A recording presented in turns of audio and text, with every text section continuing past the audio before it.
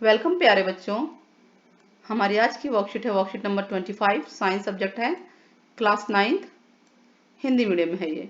ठीक है, मीडियम इसका हिंदी है। इसमें हम जीवन की मौलिक इकाई पढ़ रहे थे, जिसमें नेक्स्ट है जो कोशिका है। कोशिका का अगला अंगक है माइटोकॉन्ड्रिया, और रसधानी के बारे में हम पढ़ेंगे। जो बच्चे नए जुड़ रहे हैं वो पिछले सारे के सारे वर्कशीट देख सकते हैं और उनमें आपको ये चैप्टर अच्छे से क्लियर हो जाएगा ना।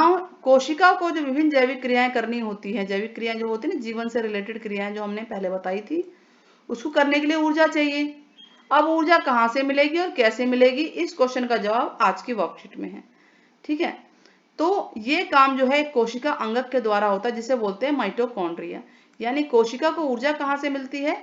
माइटोकॉन्ड्रिया से। कहाँ से मिलती है बच्चों? माइटोकॉन्ड्रिया से। एक कोशिका में सभी रासायनिक क्रियाओं को करने के लिए जो ऊर्जा चाहिए होती है वो आवश्यक ऊर्जा एटीपी के रूप में मिलती है। एटीपी का मतलब होता है एडिनोसिन ट्राइफॉस्फेट, और ये कौन देता है कोशिकाओं को? माइटोकॉन्ड्रिया देता है। कौन देता है? माइटोकॉन्ड्रिया। ये देखिए डायग्राम बना भी रखा है, ये छोटा सा यहाँ है, इसको बड़ा करके दिखाया है। इसमें ये बाहरी झिल्ली है, बाहर की परत है ये जो, और ये बाहर जो है, और ये अंदर का पार्ट है। ध्यान रहेगा आपको, राइजोसोम से इसमें। तो इसका चित्र आप थोड़ा बड़ा करके जूम करके देख सकते हैं, आपकी वर्कशीट में भी मिलेगा। तो क्वेश्चन क्या है? कोशिकाओं को ऊर्जा कौन देता है? माइटोकॉन्ड्रिया। और किस फॉर्म में देता है? एटीपी के फॉर्म में। एटीपी का मतलब होता है एडिनोसिन ट्राइफॉस्फेट। ठीक है, माइटोकॉन्ड्रिया एटीपी का उत्पादन कर कोशिका को ऊर्जा प्रदान करता है, यही हमने कहा ना। इसीलिए इसको ऊर्जा संयंत्र भी बोलते हैं, बिजली घर, पावर हाउस जिसे बोलते हैं ना। तो इसे बिजली घर, पावर हाउस, ऊर्जा संयंत्र बोलते हैं, क्योंकि ऊर्जा का माध्यम यही है। तो एटीपी का निर्माण माइटोकॉन्ड्रिया में श्वसन क्रिया द्वारा होता है, और एटीपी में संचित ऊर्जा ही कोशिका की ऊर्जा होती है। ठीक है, कोशिका की ऊर्जा एटीपी के रूप में होती है, जो उसको मिलती है। माइटोकॉन्ड्रिया की जो बाहरी झिल्ली है वो छिद्रित होती है। ये बाहरी झिल्ली हमने जो दिखाया था वो छिद्रित, उसमें छिद्र होते हैं ताकि भाई आदान प्रदान हो सके। और भीतरी झिल्ली थोड़ी सी वलित होती है, सॉलिड टाइप की होती है।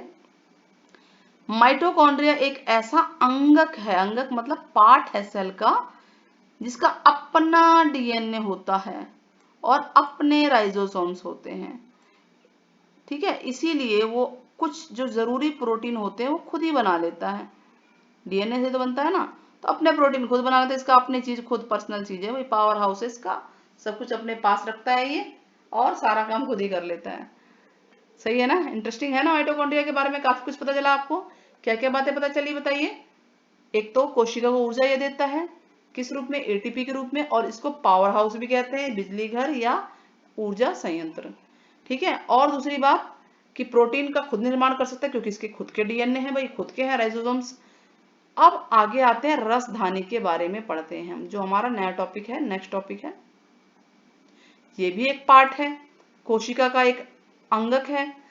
तो जंतुओं में रसधानी कैसी होती है और पौधों में, ये हमने अंतर पढ़ा था कि कोशिका, जंतु कोशिका और पादप कोशिका में अंतर। आप उस वर्कशीट को जरूर देखना, उसमें आपको पता चलेगा कि जंतुओं में रसधानी बहुत छोटी होती है या अनुपस्थित होती है, होती ही नहीं है। लेकिन पौधों में रसधानी बड़ी होती है। इसका कारण भी है, बताते हैं क्या। पौधों की कोशिकाओं में रसधानी द्रव्य संग्रहित करके, द्रव्य संग्रहित करके कोशिका को कठोरता प्रदान करती है, यानी कोशिका थोड़ी कठोर होती है। इन्हीं वजह से जो द्रव्य मिलता है और स्फीति भी देती है।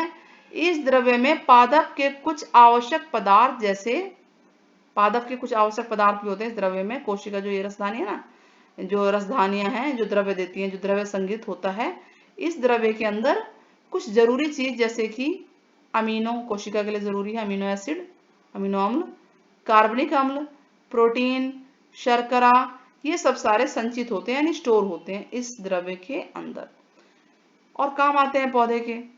रसधानी की जो झिल्ली होती है, जो झिल्ली होती है ना, बाहर का लेयर, उसे टोनोप्लास्ट कहते हैं, पूछा जा सकता है।